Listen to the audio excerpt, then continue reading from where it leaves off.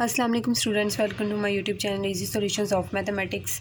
आज की वीडियो का हमारा टॉपिक है प्लाशियो प्रॉब्लम। प्लाशियो प्रॉब्लम की यहाँ पे डेफिनेशन लिखी है, to find the surface of minimal area which is bounded by a given closed curve and this problem is called problem of minimal surface और प्लाशियो प्रॉब्लम। जब भी हम लोग मिनिमल एरिया की बात कर रहे होते हैं, इस तरह की डेफिनेशन आती है तो उसे हम प्लाशियो प्रॉब्लम कहते हैं। और अगर मैक्सिमम की बात करें तो वो फिर डीडो आता है, वो हम नेक्स्ट करेंगे नेक्स्ट वीडियो में। उसके बाद ये सारी आगे उन्होंने थोड़ा सा बताया हुआ है इसके बारे में। To formulate this problem we note that for a surface G is equal to G X Y, यानी एक surface which is described parametrically by the parameters U V arc element of any curve on it is given by. अच्छा, अब ये हमने differential geometry जो है उसके अंदर ये फार्मूलाज सारे पढ़ चुके हैं पहले भी, इसलिए ये सारे फार्मूलाज वहाँ पे लिखे हुए हैं और उनकी एक्सप्लेनेशन वगैरह सारे वहाँ पे किया हुआ है आप लोगों ने पहले, इसलिए आप फेमिलियर होंगे इससे। ये फार्मूला इसके अंदर जी को हमने ये लेट कर लिया कि हमने ये वाली सरफेस ली है। उसके बाद यहाँ पे ना एक्स वाई और यू वी एक दूसरे के बराबर है, ये चीज़ बताइए। उसके बाद where E F and G are fundamental quantities of the surface given by. अब ई एफ और जी है, उनके फार्मूलाज इस तरह से लिखे हुए हैं। ये R partial R over partial U, partial R over partial U, ये partial R over partial U, ये partial R over partial V, और ये partial R over partial V और partial R over partial V है। अच्छा, U and V are parameters for points on the surface z is equal to z of xy, therefore x is equal to x into uv and y is equal to uv, यानी uv और x u is equal to x and v is equal to y। एक तरह से उन्होंने ये हमें बताना चाहा इसके अंदर। सिंपली वर्डिंग में एक्सप्लेन करूँगी, लिखना ऐसे है लेकिन जो इसका मतलब है ना मैं आपको वो बता रही। उसके बाद थोड़ी सी एक्सप्लेनेशन यहाँ पे की हुई है जो बुक पे उन्होंने इतना अच्छे से नहीं बताया।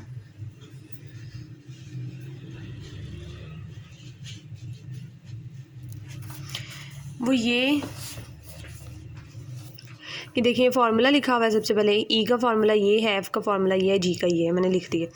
उसके बाद यहाँ पे ना हमारे पास जो आर वेक्टर होता है वो एक्स आई प्लस वाई जे प्लस जी के होता है। तो जी जो है हमने वो लेट किया हुआ है, जी जो है वो एक्स और वाई का फंक्शन है। हमने कर्व लेट की थी जी की सरफेस ली थी हमने, जी इज इक्वल टू ये, और उसके अंदर एक्स और वाई जो दोनों जी में दोनों इन्वॉल्व है।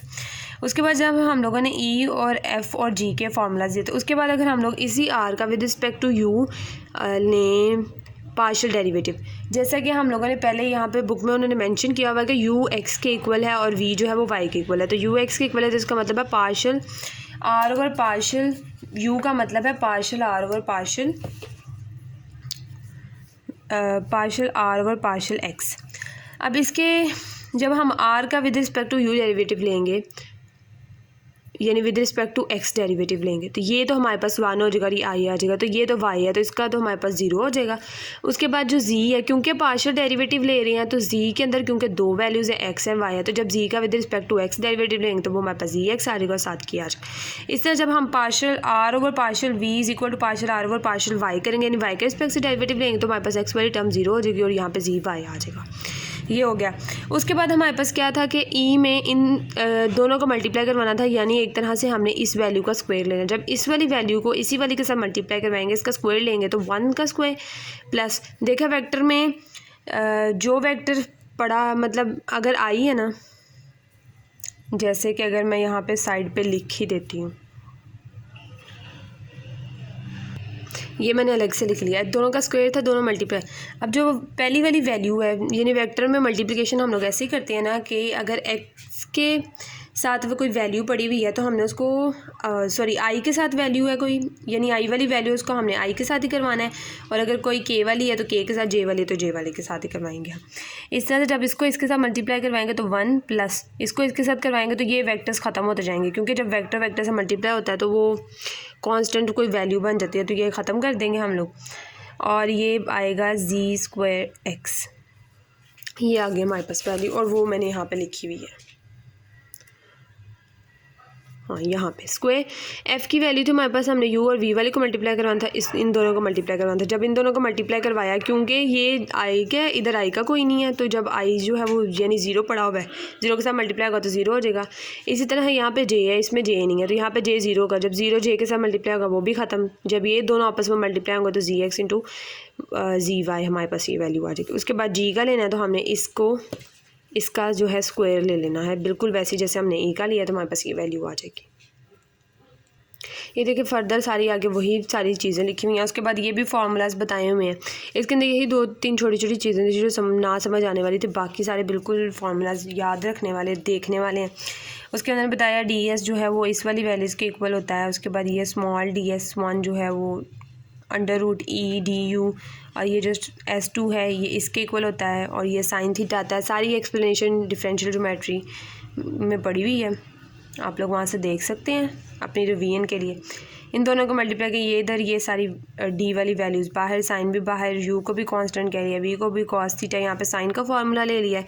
यहाँ पे क्योंकि कॉस थीटा इस वैल्यू को इक्वल था, वो वाली वैल्यू पुट कर दी। उसके बाद हम इन्होंने ऊपर LCM ले गए, तो ऊपर वाली वैल्यू के ऊपर अंडर रूट अलग कर दिया, नीचे वाली के अलग कर दिया। DS जो है वो इसके इक्वल होता है इस फार्मूले के। इसके अंदर उन्होंने E की G की वैल्यूज़ लगाई हैं, यहाँ पे F की वैल्यू लगाई है, उसको इसके इक्वल कह दिया। उसके बाद the problem is to minimize the integral, ये इंटेग्रल लिख दिया, सब्जेक्ट टू ये एक तरह से जर्नल चीज़ उन्होंने बताई है। लॉन्ग में वैसे ये काम ही आता है इसके अंदर, क्योंकि सिर्फ छोटे छोटे फार्मूलाज और याद रखने वाली चीज़ें हैं। तो ये बस आपने इस तरह से याद रखने हैं फार्मूला के, साइन का क्या है, कोस का क्या है, उसकी वैल्यू क्या है या उसकी क्या है, और EFG की तो मैंने निकालना बता दी है आपको। अच्छा, इसके बाद ये हमारे पास जो टॉपिक है कॉन्स्टेंट एक्सट्रीमा, ये बहुत इंपॉर्टेंट है क्योंकि इनके रिजल्ट्स आगे यूज़ होते हैं। वैसे इसका प्रूफ इतना नहीं है, आप एक दफ़ा इसको जस्ट रीड कर लें। इसके अंदर डेफिनेशन है, छोटा सा फंक्शनल वगैरह फार्मूलाज लिखे हुए और कुछ भी नहीं है। कॉन्स्टेंट एक्सट्रीमा हो गया। उसके बाद ये सारी चीज़ें, ये छोटी छोटी चीज़ें हैं सारी, इनमें करवाने वाला कुछ नहीं है, जस्ट एक रीडिंग करनी है आपने इनकी। उसके बाद यहाँ पे देखें Euler-Lagrange equation for constant extrema. Constant extrema के अंदर बेसिकली उन्होंने बताया हुआ है कि हमारे पास जो क्वेश्चन आते हैं ना, उनमें ना 2 फंक्शनल दे दिए जाते हैं, तो उन 2 फंक्शन को हम किस तरह से करते हैं। अब एच जो होता है, एच इक्वल टू होता है F प्लस लैम्डा जी के।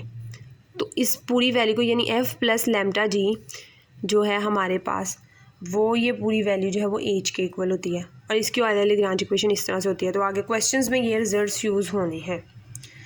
ये मैंने ऊपर लिखा हुआ है H is equal to F plus lambda G. यहाँ पे F जो है हमारा फंक्शनल होता है और G जो होता है हमारी कंडीशन होती है।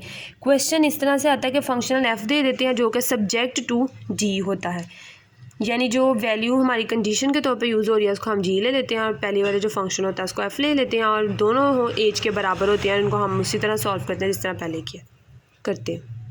अब ये टॉपिक है more general variations with constants. ये भी आपने एक दफ़ा से पढ़ लेना है, ये बिल्कुल उसी तरह के प्रूफ हैं। ऑलरेडी मैंने कितने पीछे प्रूफ करवा दिए हैं, सारे सेम टू सेम है। ये देखें, इस तरह से हमें कोई फंक्शनल आएगा I with end points condition y of x1 is equal to y1, y of x2 is equal to y2 subject to j। यानी इनको वैसे हमने आई जे कह रही है, लेकिन असल में ये फंक्शनल एफ़ है जो सब्जेक्ट टू करके हमारे पास जो कंडीशन आएगी जो इक्वल टू कांस्टेंट होगी वो हमारे पास जी ट्रीट होगी। उसके बाद इस तरह से हमने इसका we consider 2 parameter family of curves represented by, क्योंकि 2 फंक्शनल है तो 2 पैरामीटर कर्व, क्योंकि जब हमने ऑयलर का जब मैंने आपको प्रूफ करवाया था स्टार्टिंग वाली वीडियोज़ के अंदर, तो उसके अंदर हमारे पास सिर्फ एक डेविएशन थी। इसके अंदर उन्होंने eta1 और eta2 2 डेविएशंस किए हैं, उनके साथ xi1 xi2 2 कांस्टेंट वैल्यूज़ ली हुई हैं। उसके बाद eta1 eta2 जो है हमारे पास दोनों ईटा जो है वो xi's पे 0 हैं, एंड पॉइंट कंडीशंस पे वो 0 हैं। ये आई का फंक्शन, इसको इस तरह से फंक्शनल को लिख लिया क्योंकि देखिए लिखा हुआ है because of dependence of y on xi1 and xi2, तो हमने उसकी वजह से x की हमने y और y डैश की वैल्यूज़ को इस तरह से प्लेस करके फंक्शन बना लिया। क्योंकि ये प्रूफ है तो प्रूफ में बहुत सारी चीज़ें वो कंसीडर करके चलना होता है। इसको आप ऑयलर-लैग्रांज वाले प्रूफ से मैच करेंगे तो आपको सही से समझ आती है कि सारा पता चल जाएगा कि क्या किया हुआ है क्या नहीं। उसके बाद ये उन्होंने जे का फंक्शन बना लिया, पहले उन्होंने वो आई का बनाया, इसी तरह से सेम टू सेम उन्होंने जी के लिए भी यानी जे का जो है वो बना लिया। सबसे पहले उन्होंने क्या किया, उन्होंने जो हमारे पास ईटा के साथ यानी जो डेविएशंस हैं पीछे उनके साथ जो हमारे पास वैल्यूज़ पड़ी होती है xi1 xi2 पड़ा हुआ है ना ईटा 1 और ईटा 2 के साथ यहाँ पे, तो उनके रिस्पेक्ट से हम लोग इनका डेरिवेटिव लेते हैं, पार्शियल डेरिवेटिव। तो अब हमारे पास क्योंकि दो डेविएशंस हैं तो दो दफ़ा हम एक दफ़ा xi1 एक दफ़ा xi2 के रिस्पेक्ट से डेरिवेटिव लेंगे और फर्दर उसको प्रोसीड करेंगे। इसके लिहाज से हमारे पास ये वाली इक्वेशन बन रही है, क्योंकि मैंने आपको बताया था h = f प्लस लैम्डा जी, क्योंकि f और g एक बड़े बड़े फंक्शनल हैं तो उसको शॉर्ट करने के लिए i और j का नाम दे लिया उन्होंने। इसको इस तरह से इक्वेशन बना दी और xi2 के लिहाज से इस तरह से इक्वेशन बन गई। सबसे पहले हमने इस इक्वेशन को उठाना है, इसको 1 कह लिया, इसको 2 कह लिया। इस वाली इक्वेशन को हम लोग उठा के क्या करेंगे, आई की जगह पे उसका फंक्शनल पुट किया प्लस लैम्डा इंटू जी, जे की जगह पे उसका फंक्शनल हमने पुट कर दिया। उसका फंक्शनल पुट करने के बाद क्या किया, हमने इसको कंप्लीट डिफरेंशियल की फॉर्म में यहाँ पे लिख लिया। वो किस तरह से, सबसे पहले हमारे पास f के अंदर जो इंडिपेंडेंट वैल्यू होती है उसके रिस्पेक्ट से तो हम किसी को भी नहीं लिखते, उसको तो छोड़ देना। उसके बाद हम फंक्शनल को जो है वो नेक्स्ट जो वैल्यू होती है उसके रिस्पेक्ट से हम लोग उसका डेरिवेटिव लेते हैं। अब हमने y के रिस्पेक्ट से इसका डेरिवेटिव लेना है, लेकिन हम लोग काम जो है वो xi1 के लिए कर रहे हैं सिर्फ। अब ये देखिए, ये मैंने फंक्शन बनाया है, इसका f का हमने विद रिस्पेक्ट टू xi1 करना है ना, कब टोटल डिफरेंशियल बनाना है। xi1 के रिस्पेक्ट से उसका डिफरेंशियल इस तरह से बनेगा। ये xi1 था ना, तो पहले हमने y और y डैश दोनों के लिए बनाना है। x के लिए तो बनेगा नहीं, x के लिए तो 0 हो जाएगा ना, इस वजह से हमने उसका लिखा ही नहीं है। ये इस तरह से था, हमने इसके ऊपर जब मल्टीप्लाई पहले हमने इसको करवाना है पार्शियल y और पार्शियल y से मल्टीप्लाई डिवाइड करवाना है, प्लस फिर ये हमने डैश के साथ करवाना है और ये भी xi1 है। अब इसके अंदर हम लोगों ने क्या देखना है, partial f over partial y, तो हमारे पास वैसे ही आ गया। उसके बाद हमारे पास y की वैल्यू है, जो हमने y को हमने किससे रिप्लेस किया था, y प्लस xi1 ईटा 1 प्लस xi2 ईटा 2। अब हमने लेना है y का डेरिवेटिव xi1 के रिस्पेक्ट से। जब y का डेरिवेटिव इस पूरी वैल्यू को हम xi1 के रिस्पेक्ट से लेंगे तो हमारे पास आएगा ईटा 1 प्लस इसी तरह partial f over partial y dash into partial y dash, जो है y डैश की y डैश को हमने इससे रिप्लेस किया था स्टार्टिंग में, y डैश प्लस xi2 ईटा 1 डैश प्लस xi2 ईटा 2 डैश, ये भी xi1 है। बुक में मिस्टेक है, यहाँ पे xi1 है और यहाँ पे xi2 है। हाँ जी, जब इसका xi1 के रिस्पेक्ट से डेरिवेटिव लेंगे तो हमारे पास आ जाएगा ईटा 1 डैश। तो ये आ गई वैल्यू f के रिस्पेक्ट से। जब f के रिस्पेक्ट से ये वाली वैल्यू आ गई प्लस लैम्डा, अब g के रिस्पेक्ट से एज इट इज़ सारा यही काम करना है और हमारे पास ये वाली वैल्यू भी आ जाएगी और यहाँ पे हमने जो है वो = 0 रखा हुआ है। उसी के बाद हम लोगों ने सेम, सबसे पहले हम लोगों ने सिर्फ इक्वेशन नंबर 1 को सॉल्व किया तो ये वाली आ गई। उसके बाद हमने जब 2 को सॉल्व करना तो सिमिलरली हमारे पास सिमिलरली करके हमने लिखना है, ये वाली वैल्यू आ जाएगी। अब इसके अंदर हम लोगों ने क्या किया, इसके अंदर से हम लोगों ने सिंपल वाली वैल्यूज़ को अलग कर लिया। अलग करने से मेरा सिंपल वाली वैल्यूज़ को छोड़कर जब हम इसको सॉल्व करेंगे, अभी पिछली वीडियो में मैंने आपको बताया, उससे पिछली वीडियोस में भी मैंने इसको सॉल्व किया। जब इसके ऊपर इंटीग्रेशन बाय पार्ट्स अप्लाई करेंगे और उसके बाद एंड पॉइंट कंडीशन अप्लाई करेंगे, जिस तरह ऑयलर-लैग्रांज इक्वेशन वाले प्रूफ में मैंने आपको करके दिखाया था, तो हमारे पास -d/dx पार्शियल f और पार्शियल y डैश आ जाएगा। क्योंकि हम सिंपल को कुछ नहीं कहते, हम डेरिवेटिव वाले को सॉल्व करते हैं। इसी तरह इसमें भी सिंपल को कुछ नहीं करना, डेरिवेटिव वाले को जब सॉल्व किया तो हमारे पास ये आ जाएगी। उसके बाद जब ये दोनों वैल्यूज़ आ जाएंगी तो इनके साथ हमारे पास ईटा भी होगा, ईटा 1x इसके साथ भी मल्टीप्लाई होगा, इसके साथ भी मल्टीप्लाई होगा। हमने डायरेक्ट जो है वो बाहर निकालिया, क्योंकि ये इतनी दफ़ा ये काम हो गया तो इस दफ़ा इन्होंने डायरेक्ट किया हुआ सारा =0। अब ये 1 का आ गया, ये इस इक्वेशन का ये वाला आंसर है। अब जब इस इक्वेशन को सॉल्व करेंगे बिल्कुल उसकी कितना सॉल्व होगी, जहाँ पे xi2 होगा वहाँ पे xi2 आ जाएगा, जहाँ पे मतलब कि ईटा 1 था इसमें तो वहाँ पे ईटा 2 आ जाएगा। तो ये इस तरह से सॉल्व हो जाएगी, ईटा 1 आ गया, ईटा 2 आ गया। अब ये दोनों अलग अलग से इक्वेशंस बन गई। अब हम लोग इसको और इसको जो है हम लोग वो मल्टीप्लाई बाय वो =0 करके तो हम लोग इक्वेशन निकाल देते हैं। लेकिन इस केस में क्योंकि जी जो है वो कंडीशन वाला है और एफ़ जो है वो यानी एक दूसरे पे डिपेंड कर रहे हैं, अलग अलग हम इनको नहीं कर सकते, एक साथ ही रखना है। तो आगे उन्होंने थोड़ा सा एक्सप्लेनेशन कर दी है, थ्योरी में भी कि ये नॉट इक्वल टू ज़ीरो है, ये भी नॉट इक्वल टू ज़ीरो है, तो ये वाला पूरा जो है इंटेग्रल के साथ भी नॉट इक्वल टू ज़ीरो है, इंटेग्रल के बगैर भी नॉट इक्वल टू ज़ीरो है। उसके बाद सिमिलरली करके ये वाला भी इसी तरह ही है।